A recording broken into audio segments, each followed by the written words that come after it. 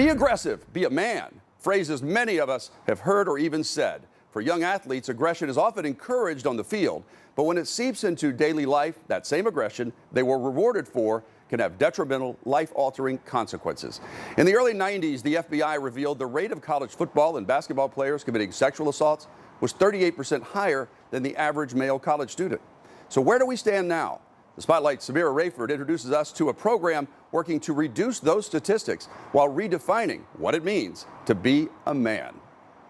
Down the hallway. How are you? Pen and paper in hand to check in. Sit wherever you like. Okay. Class is in session. I was learning how to be a man, but I was teaching these young men how to be men as well. And the lesson plan is defining what it means to be a man. If you ask my dad that and what I was told, like, don't cry, you got to be a man, toughen up, like, that's definitely changed because, now we talk about like dealing with emotions and actually feeling them. Boys to Men is the official name of the program. It's brought men from around our state to Lumen Field. Like Paul Auer, the director of Pac Northwest Soccer Club, many of the men in this room are former athletes turned coaches. We can impact our players. That's something positive we can do. Now, instead of just dribbling and passing, Paul is adding the skill of respectful relationships. We want to raise good people first. According to the National Coalition Against Violent Athletes Prevention Programs, athletes commit 1 in 3 college sexual assaults. When I was coming out of college, it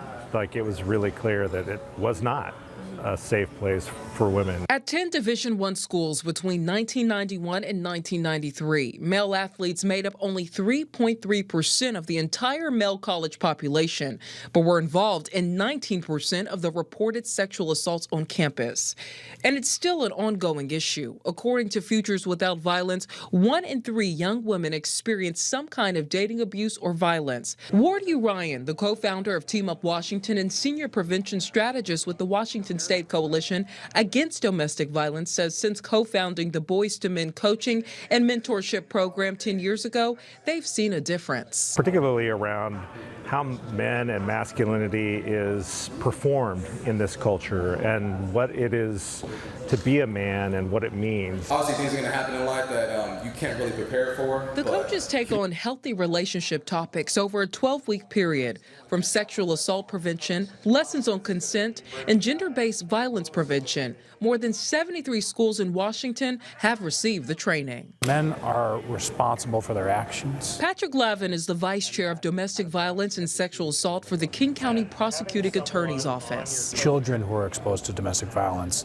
are more likely to be either victims of domestic violence or perpetrators of abuse in their adult years. Data from King County reveals between 2015 and 2023, more than a third of all defendants charged in the county with firearm-related felony crimes had a prior domestic violence conviction. 90% of the victims in DV cases in King County are women, and 60% are women of color. It's an issue that affects everyone's lives, whether they know it or not. That intergenerational trauma, people feel like they have to do certain things a certain way. Maceo Rivers is a high school varsity athlete playing both football and basketball.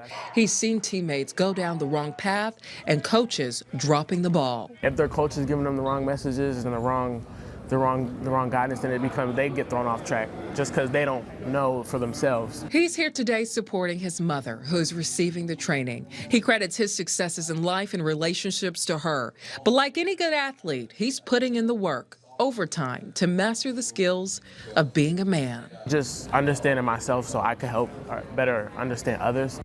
There are a number of ways you can get involved with the Team Up Washington organization. In addition to in-person training, they also have virtual training as well. For more information, we have that on our website. That's fox13seattle.com. For the Spotlight, I'm Samira Rayford.